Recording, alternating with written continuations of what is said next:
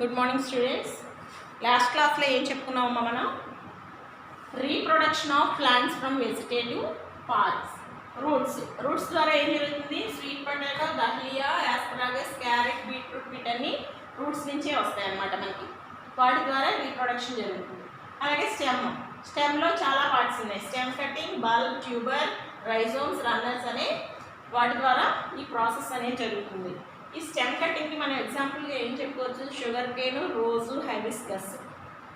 అలాగే బల్బ్కి onion, garlic. Tuber ఇవి స్వాలన్ stems ఉంటాయన్నమాట. వాటికి ఎగ్జాంపుల్గా పొటాటో చెప్పుకోవచ్చు. రైజోమ్స్ జింజరు, టర్మరిక్, అల్లము, అలాగే పసుపు. Runners strawberry. బ్రయోఫిలం అంటే అది లీవ్స్ ద్వారా జరుగుతుందన్నమాట. దీని గురించి మనం ఎక్స్ప్లెయిన్ చేసుకున్నాం, ప్రాక్టీస్ 2 చెప్పుకున్నాం. ఈరోజు క్లాస్లో మనం డిస్పర్సల్ ఆఫ్ సీడ్ చెప్పుకున్నాం. Dispersal of seed.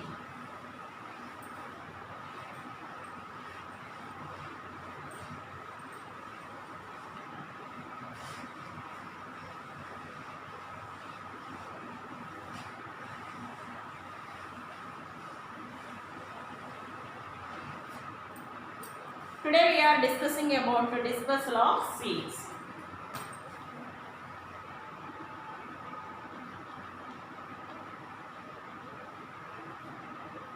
Dispersal of seeds. అసలు ఈ డిస్పర్సల్ ఆఫ్ సీడ్స్ అంటే ఏంటమ్మా? మీ టెక్స్ట్ బుక్ ఓపెన్ చేయండి, page number 68. Dispersal of seeds.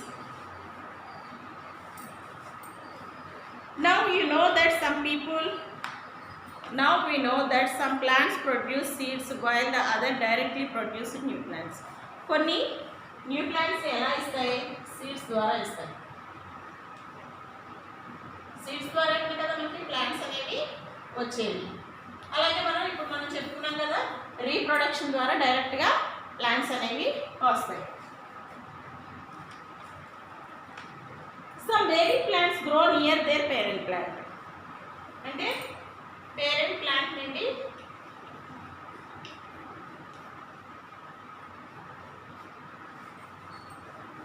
Baby plant అనేది వస్తుంది.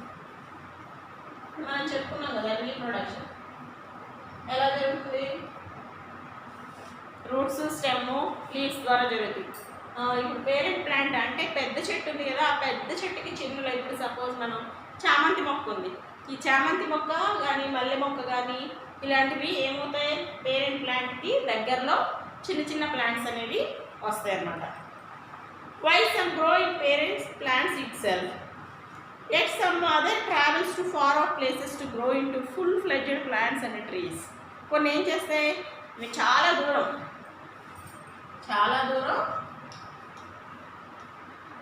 ఫార్ ఆఫ్ ప్లేసెస్,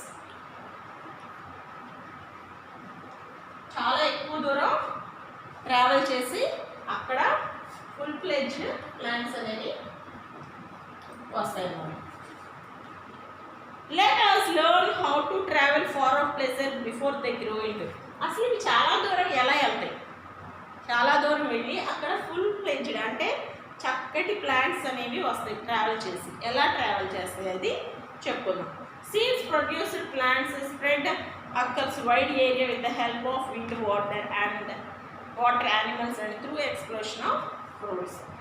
ఈ సీడ్స్ అనేవి దేని ద్వారా ట్రావెల్ చేస్తాయంట? Wind, water and animals. వీటి ద్వారా చాలా దూరం అంటే ఎక్కువ దూరం ట్రావెల్ చేస్తాయంట. విండ్, వాటర్, యానిమల్స్ ద్వారా. ఎప్పుడు సీడ్స్ ఎప్పుడైతే ఎక్స్ప్లోడ్ అవుతాయో,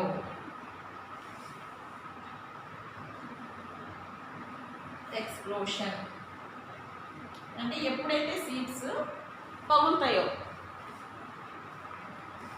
ఎక్స్ప్లోషన్ అంటే పగలడం అన్నమాట. Okay, the process of spread across wide area are called dispersal of seed.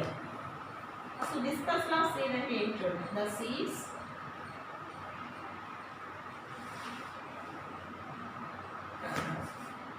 The the process of seeds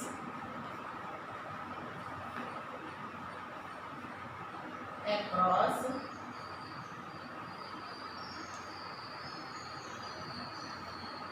wide area is called dispersal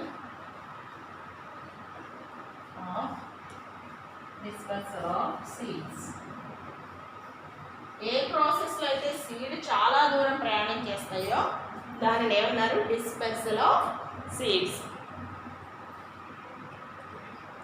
డిస్పెర్సల్ of seeds help in better survival of plants. ఎందుకని? ఇప్పుడు plant దగ్గరే, ఇప్పుడు suppose plant ఉంది, tree ఉంది,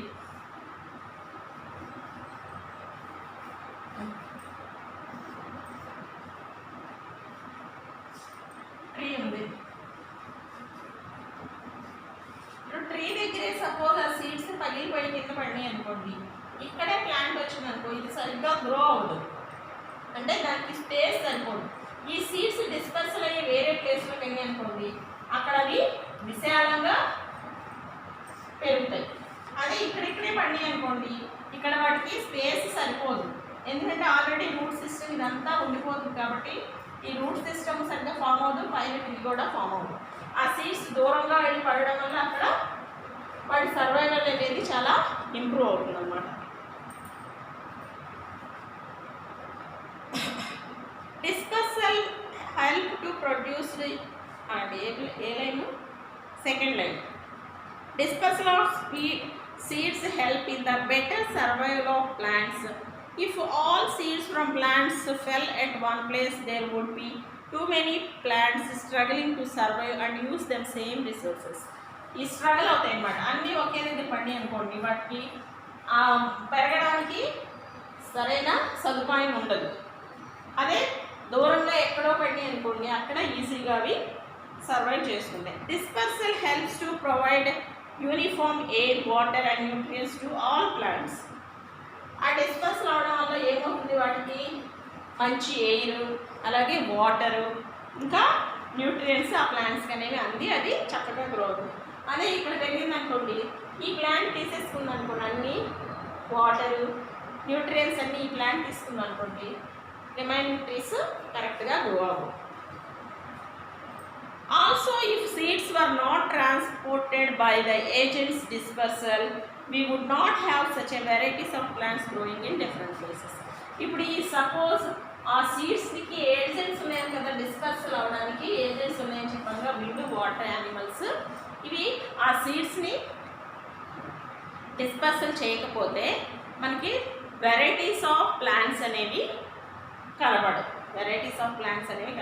ఇప్పుడు కొన్ని plants మన ఏరియాలో ఉండవు, ఎక్కడి నుంచో మనకి వస్తాయి. ఇప్పుడు టమాటో అనేది మన ఎగ్జాంపుల్ చెప్తున్నా, టమాటో అనేది మన దేశంలో ఉండదు.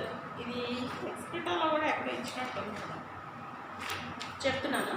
ఈ టమాటో అనేది వేరే దేశంలో ఉన్న ప్లాంట్, అది విండ్, వాటర్, యానిమల్స్ ద్వారా లేకపోతే హ్యూమన్స్ ద్వారా రావడం వల్ల మనకి ఇప్పుడు టమాటో సీడ్ అనేది ఉంది, కానీ టమాటోది మన దేశం కాదు. అలా such of varieties of plants మనకి ఈ డిస్పర్సల్ జరగకపోతే వెరైటీస్ ఆఫ్ ప్లాంట్స్ మనం చూడలేము. అసలు ఈ ఏజెంట్స్ ఆఫ్ సీడ్ డిస్పర్సల్ ఏంటి చూడండి. ఇక్కడ రాయన ways of seed dispersal.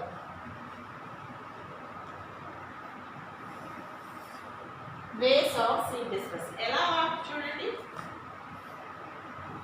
Wind ద్వారా వెళ్తాయి, వాటర్, యానిమల్స్, ఇంకా ఎక్స్ప్లోషన్. Wind, water, explosion. ఇక్కడ రాయలేదు ఎక్స్ప్లోషన్ అండ్ ఎక్స్ప్లోషన్. పగలడం ద్వారా ఇవి డిస్పర్సల్. సీడ్స్ వేరే వేరే దగ్గరికి డిస్పర్సల్ అవడానికి కారణం ఇవే agents: wind, water, animals, explosion. ఆ 4 ద్వారా సీడ్స్ అనేవి వేరే ప్లేస్కి డిస్పర్సల్ అవుతాయి. Wind, water and animals are known as agents of dispersal. Let us see different ways in which seed dispersal happen. ఇప్పుడు సపోజ్ విండ్, సీడ్స్ ఉన్నాయి, గాలి ద్వారా కూడా వెళ్తాయి. అలాగే వాటర్, వర్షం వచ్చినప్పుడు ఏమవుతుంది, కొన్ని సీడ్స్ ఆల్రెడీ ట్రీకి ఉంటాయి కదా, ట్రీ కానీ ప్లాంట్ కానీ ఉన్నప్పుడు అవి ఏమితో అవుతాయి, వాటర్ పడినప్పుడు ఆ వాటర్లో నుంచి ఒక ప్లేస్ నుంచి ఇంకో ప్లేస్కి స్ప్రెడ్ అవుతాయి. యానిమల్స్ కూడా ఏం చేస్తాయి, ఫ్రూట్స్ తింటాయి. ఎక్కడ పడితే అక్కడ యానిమల్స్ కానీ బర్డ్స్ కానీ ఒక చెట్టు మీద కాకుండా వేరే వేరే చెట్ల మీద కూర్చొని ఆ ఫ్రూట్స్ అనేవి తింటాయి. తిన్నప్పుడు ఆ ఫ్రూట్స్లో ఉన్న సీడ్స్ అన్నీ ఎక్కడ పడితే అక్కడ పడతాయి అన్నమాట. ఎక్స్ప్లోషన్, పగలటం అన్నమాట. పగలటం, ఎక్స్ప్లోషన్ అంటే వాటి ఎగ్జాంపుల్గా మనం బీన్స్, చిక్కుడుకాయలు అని చెప్పుకోవచ్చు. ఆ చిక్కుడుకాయలు ఎండిపోయినప్పుడు ఏమవుతాయి, పగిలిపోతాయి. బాగా ఎండిపోతే పగిలిపోయి దూరంగా పడతాయి, చెట్టు దగ్గర కాకుండా వేరే దూరంగా పడతాయి. అలాగే లేడీస్ ఫింగర్ ఇలాంటివన్నీ పగిలిపోయి ఎండకి ఎక్స్ప్లోషన్ అవుతాయి. అలా న్యూ ప్లాంట్స్ అనేవి గ్రో అవుతాయి. ఇప్పుడు సపోజ్ చిక్కుడుకాయ చెట్టు మనకి కాసేసిన తర్వాత కొన్ని కాయలు ఎండిపోతూ ఉంటాయి చెట్టు పైన, మనకి అందకపోవచ్చు. అవి కోయకుండా అలాగే ఉంచామనుకోండి, కొన్ని రోజులు ఎండకి అవి పేలుతాయి. పేలి ఆ చెట్టు ఉన్న ప్లేస్లో కాకుండా కొంచెం దూరంగా పడతాయి. కొన్ని రోజుల తర్వాత వర్షం వచ్చిన తర్వాత అక్కడ మొక్కలు వస్తాయి. ఇదేంటి, మనం మొక్కలు పెట్టలేదు కదా, ఇవి ఎలా వచ్చినాయి అని మనం అనుకుంటాం. దానికి కారణం ఎక్స్ప్లోషన్, పగిలి దూరంగా ఉన్న ప్లేస్లో పడడం. ఓకే, ఈ విండ్, వాటర్, యానిమల్ ఎక్స్ప్లోషన్ ద్వారా సీడ్స్ ఎలా డిస్పర్సల్ అవుతాయి అన్నది మనం నెక్స్ట్ క్లాస్లో చెప్పుకుందాం. ఇది ఈరోజు డిస్పర్సల్ ఆఫ్ సీడ్, వాటి ఏజెంట్స్ చెప్పుకున్నాం. ఈ ఏజెంట్స్ గురించి నెక్స్ట్ క్లాస్లో ఎక్స్ప్లెయిన్ చేస్తాను.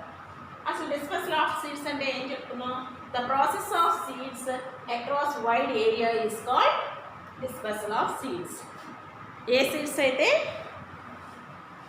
ఒక ప్రాసెస్లో సీడ్స్ ఎక్కువ దూరం వెళ్ళి అక్కడ న్యూ ప్లాంట్స్ అనేవి వస్తాయి, అదే సీడ్ డిస్పర్సల్ ఆఫ్ సీడ్స్, లేదా సీడ్ డిస్పర్సల్ అని కూడా అనొచ్చు. నెక్స్ట్ మనం వర్క్ చదువుదామమ్మా. ఈరోజు పేజ్ నెంబర్ 34, 35 అంటే వర్క్ బుక్ ఓపెన్ చేయండి. Page number 34, 35.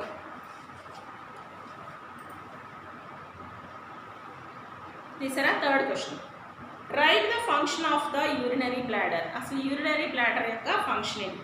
The function of the urinary bladder is to store the urine temporary until it is release through urethra. Urinary bladder ఏం చేస్తుంది, దాని ఫంక్షన్ ఏంటంట, కొంత టైం వరకు యూరిన్ని స్టోర్ చేసి ఉంటుంది, తర్వాత యురెత్రా ద్వారా బయటికి పంపించేస్తుంది. తర్వాత fifth question, how do kidneys form urine. Kidneys యూరిన్ని ఎలా ఫామ్ చేస్తాయి?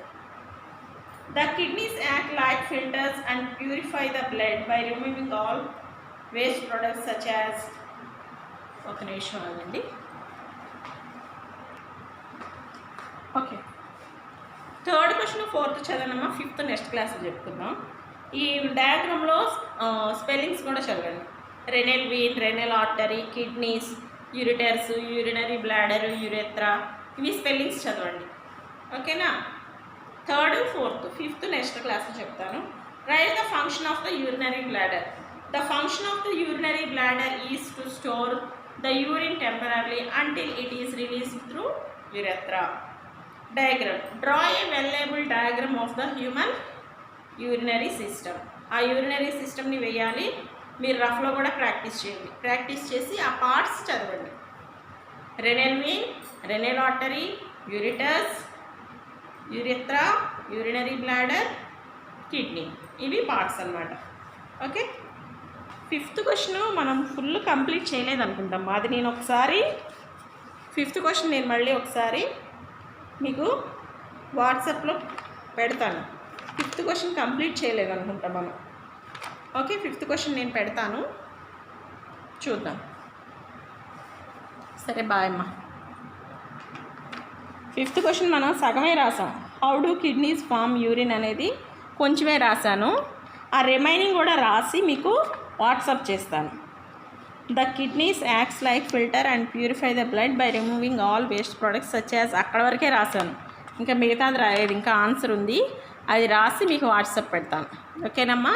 మీరు 3rd, 4th క్వశ్చన్స్ చదవండి. 4th క్వశ్చన్లో డయాగ్రామ్లో ఉన్న పార్ట్స్ చదవండి. బాయ్ అమ్మా.